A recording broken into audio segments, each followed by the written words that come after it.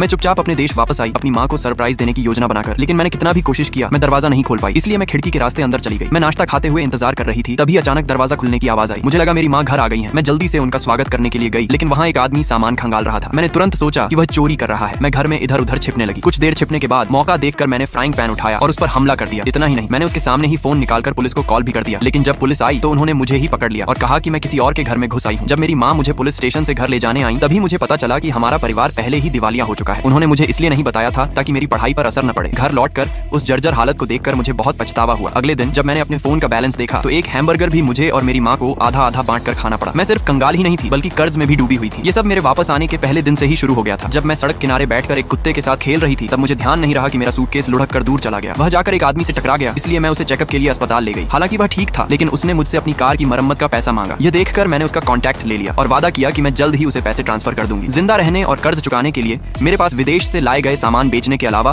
कोई विकल्प नहीं था। अप्रत्याशित रूप से वे सामान बहुत लोकप्रिय हो गए। आखिर में एक महिला आई और बोली कि वह सब कुछ खरीद लेगी। मैं बहुत खुश हो गई। जब मैंने उसका पेमेंट रिकॉर्ड देखा तो मैंने उसे बताया कि उसने $500 ज्यादा भेज दिए हैं। फिर उसने एक QR कोड निकाला और मुझसे अतिरिक्त पैसे वापस करने को कहा। बिना झिझक मैंने उसे पैसे वापस भेज दिए। फिर उसने कहा कि वह वॉशरूम जा रही है और बाद में सामान लेने आएगी। उसके जाने के बाद ही मुझे एहसास हुआ कि मुझे असल में उसका कोई पेमेंट मिला ही नहीं था। कुछ गड़बड़ लगने पर मैं तुरंत उसके पीछे भागी, लेकिन एक स्टाफ ने बताया कि वह पीछे के दरवाजे से जा चुकी है। ये समझते ही कि मेरे साथ धोखा हुआ है, मैं बहुत दुखी हो गई। उसी समय एक अधेड़ आदमी मुझसे बात करने आया। जब मुझे समझ नहीं आ रहा था कि उसे कैसे मना करूं, तभी वही आदमी जिससे मेरा सूटकेस टकराया था वहां आ गया और उसे भगा दिया। जैसे ही हम मिले, उसने मुझसे पैसे वापस मांगे। मेरे पास पैसे नहीं थे, इसलिए मैंने फिर से वादा किया कि मैं जल्द ही उसे चुका दूंगी। धोखा खाने के बाद मैंने नौकरी ढूंढने का फैसला किया। मैंने कई इंटरव्यू दिए, लेकिन या तो वे मुझे रिसेप्शनिस्ट की नौकरी देना चाहते थे या फिर सीधे मना कर देते थे। जब मैं आखिरी इंटरव्यू के लिए पहुंची तो मैं और भी ज्यादा नर्वस थी, लेकिन जैसे ही मैं अंदर गई, मैंने देखा कि इंटरव्यू लेने वाला वही आदमी था।